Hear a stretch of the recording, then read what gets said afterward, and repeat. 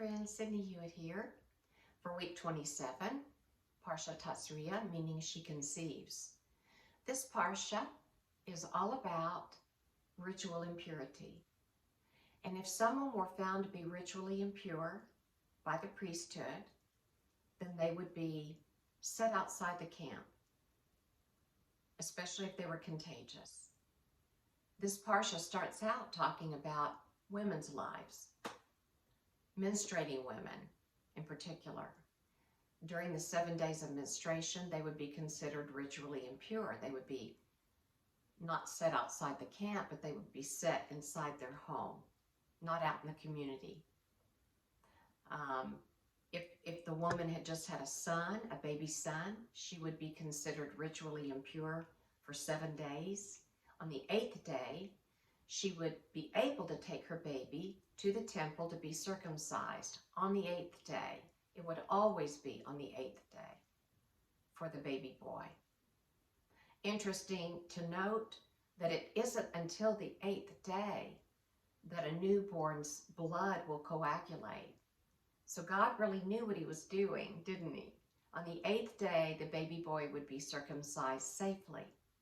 And then the mother would have 33 more days of being told she was ritually impure.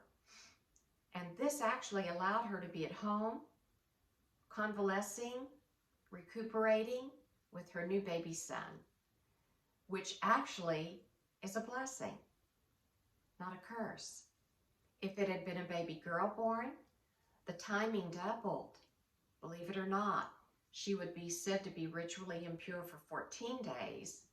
And then after the 14, 66 more days, she would be convalescing at home, not out into the community, not attending temple, nothing demanded of her in the outside world, only to be home with her newborn daughter, the new life bearer, right? Because the little baby girl would be a life bearer.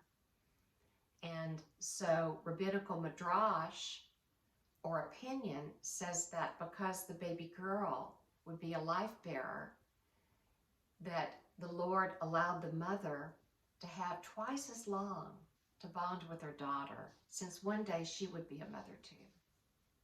What other things would make someone ritually impure?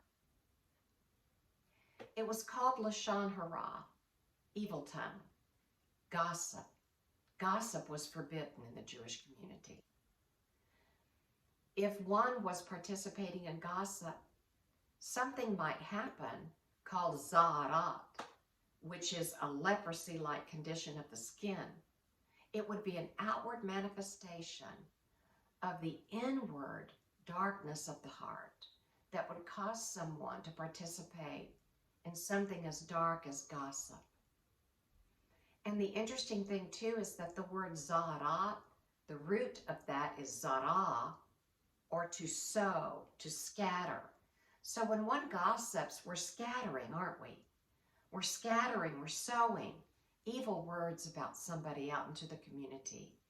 And it infects the community like a disease.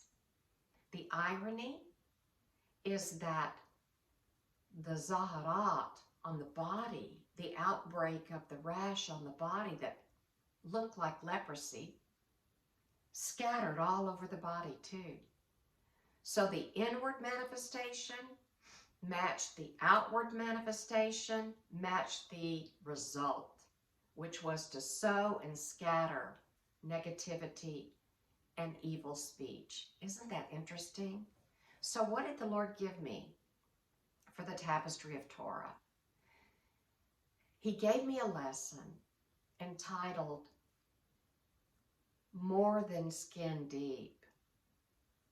Unclean, more than skin deep. So, the TZARA'AT, the leprosy-like condition on the outside, was more than skin deep, wasn't it, friends? It was an outward manifestation of a disease of the heart. And were there any other things that one could be afflicted with TZARA'AT for? There were. It was sexual sin, was another type of inward malaise of the heart that might infect the person with TZARA'AT. And then they too would be covered with this leprosy-like breakout of almost like boils that would turn white. And they would have to go to the priest and be diagnosed medically. Was this TZARA'AT? And if so, they would be put outside the camp because it was considered very contagious to the community. And you can imagine that would be a painful result of sexual sin or gossiping, to be excluded, secluded, isolated outside the camp of the community. And then every 7 days, the afflicted would have to be examined by the priest again and evaluated. Are they getting better? Is it getting worse? What should be done next? And there were times when this might go on for weeks and weeks and weeks and weeks, ending finally in healing and a mikvah, a bath, to cleanse the person and then cleanse all their garments of TZARA'AT before they could come back into the community. What does this mean for us today? Does it have a meaning? I think it does. Because, dear friends, we know that many times the inward condition of our heart and our mind affects our bodies, that many diseases are the outward manifestation of a heart that is not at ease, therefore diseased. Does that make sense? So it's something to really consider and think about prayerfully. If there's anything like that in your family, in your home, with yourself, with each one of us, is there some dis-ease in our heart or our mind that we need to confess and take to the Lord for healing, so that it doesn't affect us and manifest in our bodies, so that we stay full of light and we stay healthy?